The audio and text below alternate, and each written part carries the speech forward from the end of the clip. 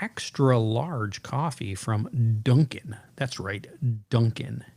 The coffee people, no, the donut people that also serve coffee. And they're unique because, unlike, well, that fishy place, they make an extra large.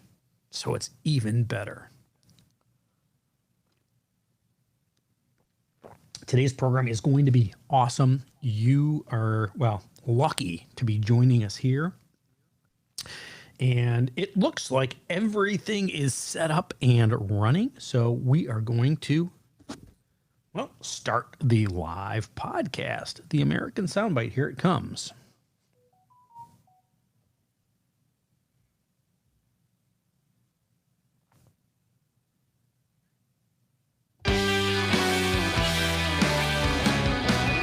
You are listening to the American Soundbite, a podcast that features common sense thoughts of an everyday American. This is the start of the most valuable 10 minutes of your day, so congratulations on joining us. I'm really glad that you're here to be part of the conversation today. Hey, before we begin the podcast, I'd like to ask you, whether you're watching us, well, on any of the live video feeds, or you're listening to our podcast on Apple Podcasts, find that share button. Let your friends, your family, your coworkers on social media know that you start your day by listening to the American Soundbite, because it gets your brain juices flowing, gives you something to think about, and maybe even something to talk about around the water cooler throughout the day. And that they would benefit from listening to it as well. The more people will listen, well, the better they respect you.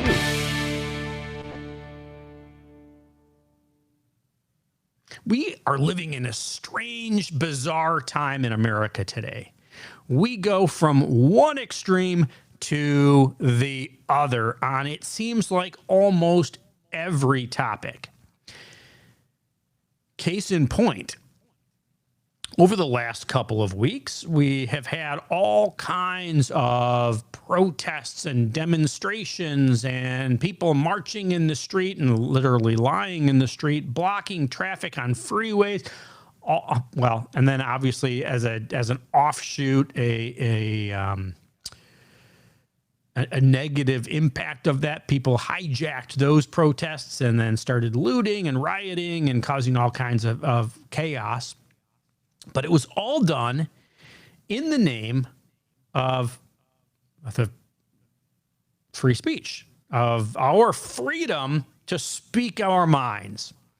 And it was allowed. It was not interfered with. It was not stopped, because people are free to express themselves here in America, regardless of what it is that, well, they're talking about.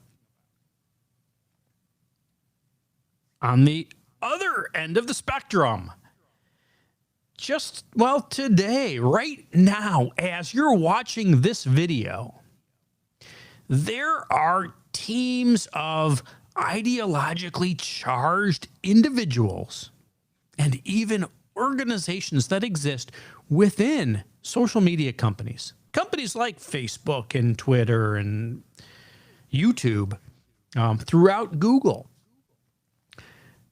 whose exclusive job is to censor the content that you and I post on those platforms. Literally, on Google, it's possible that Google, could block an entire website if it does not fit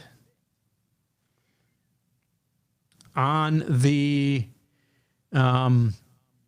standards that Google has determined belongs on the web. So think about that for a minute. We have private organizations.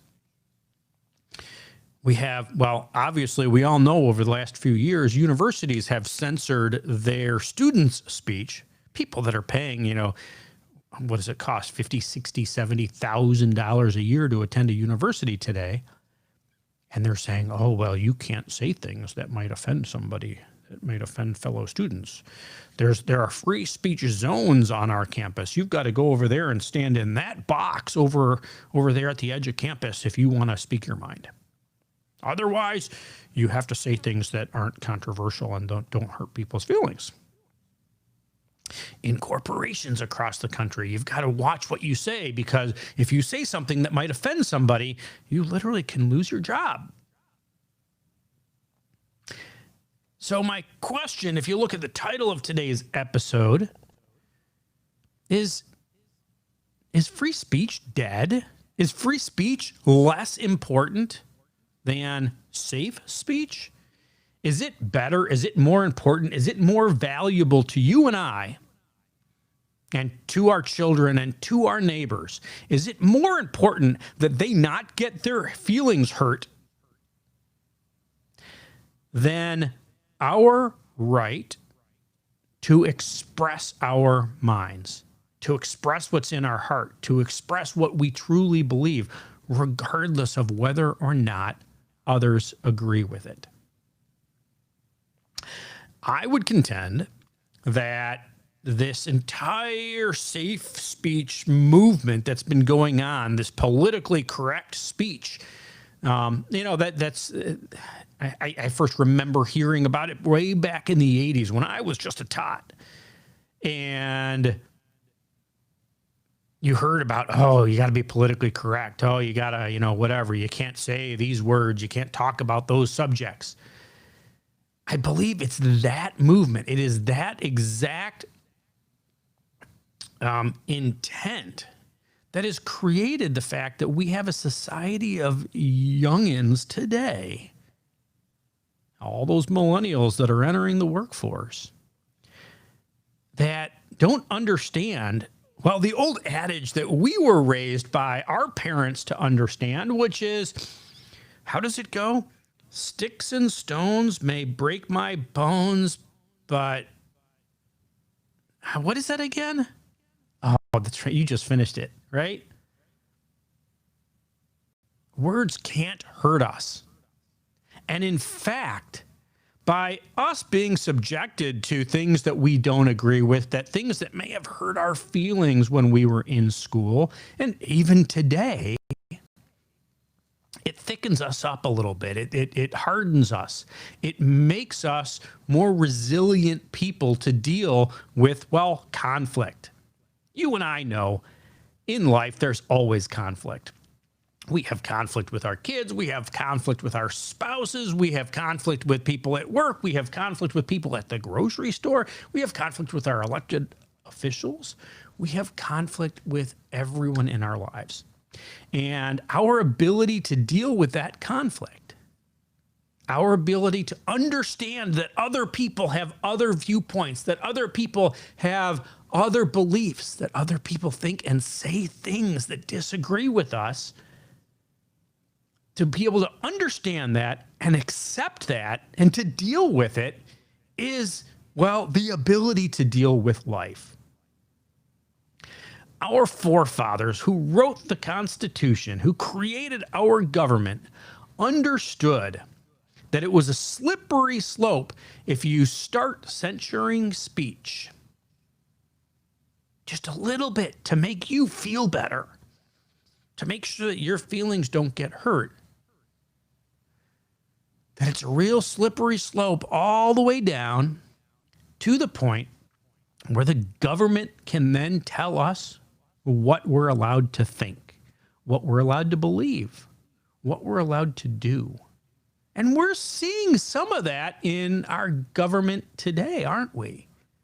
We're seeing the fact that we've got, well, two political parties that tell us that you have to think this, otherwise you are bad. You have to think that, or otherwise you're evil. People who don't believe us, they're bad people. They're racist people. They hate you. Well, none of that is true, by the way. But they're using that to manipulate you so that, well, they get your vote without actually having to work for it. And that is why our forefathers said, you know what? We have to have freedom of the press, i.e. freedom of speech. That you and I can say anything, regardless of how much I disagree with what you're saying.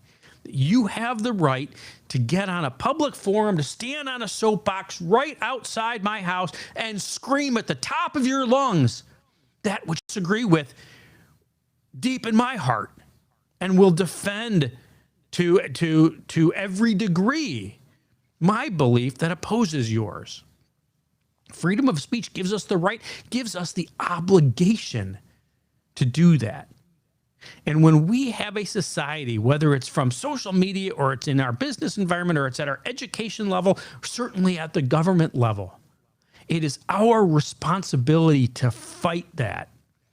Because without our freedom to disagree with one another as loudly, as aggressively, I'm not saying violently, and openly as we possibly can, then our freedom as a whole, our freedom as Americans goes away. And it goes away pretty rapidly. So it's our responsibility. It's a necessity that we defend at all levels our freedom of speech. That means that we're free to say what we want, but it also means that we have to defend the freedom of people that we strongly disagree with and their right to voice their opinion. Not to say, oh, you hurt my feelings, that's a bad thing, we should delete your account. But you know what? I disagree with you, but I believe in your right to express your opinion. Because as soon as we start advocating for the deletion of accounts or the censoring of posts or whatever Facebook is doing now, oh, this is whatever, partially blocking the stuff, all of that leads to a single place, which is the loss of our freedom. And I realize that it's not the government when a Facebook or a Twitter or whatever, a social media does that, or an educational system. But it sets a precedent that becomes an expectation. That expectation gets thwarted upon our elected representatives, and then they end up passing laws that censure us, that take away our freedom. Once they're able to hush their critics, it becomes really easy to completely eliminate all our freedoms.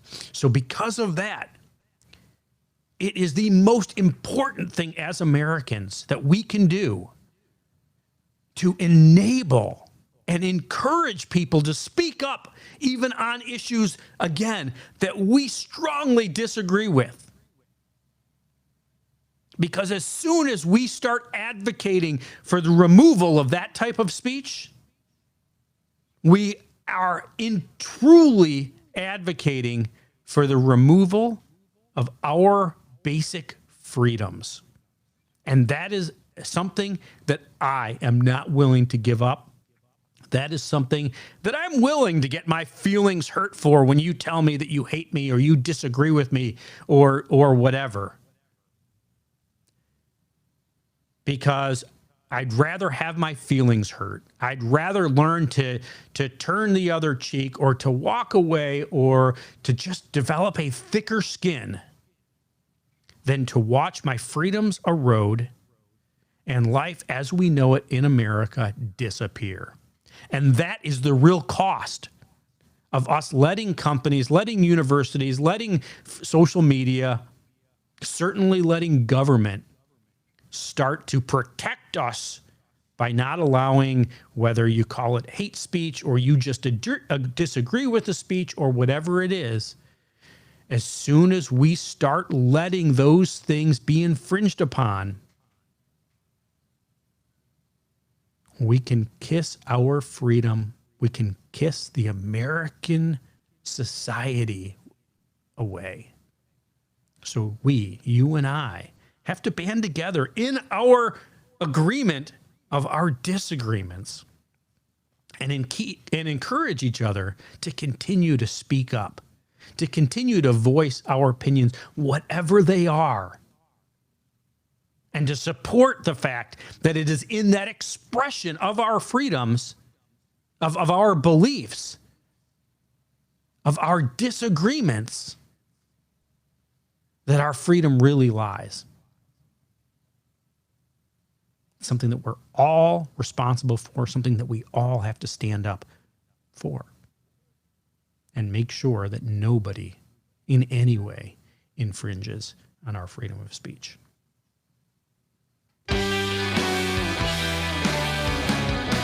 You have been listening to The American Soundbite, a podcast that features common sense thoughts of this everyday American. This has been the most valuable 10 minutes of your day, and I know that you know that it is. I appreciate you being here.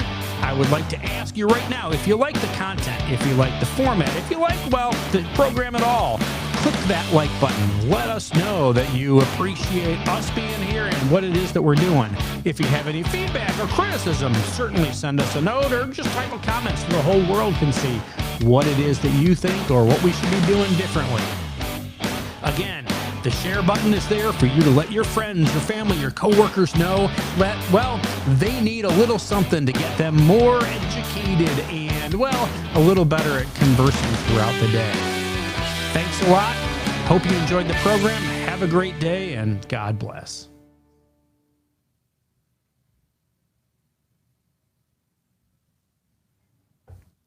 And that is a wrap of our show. I really appreciate you joining us. I truly believe more than anything else that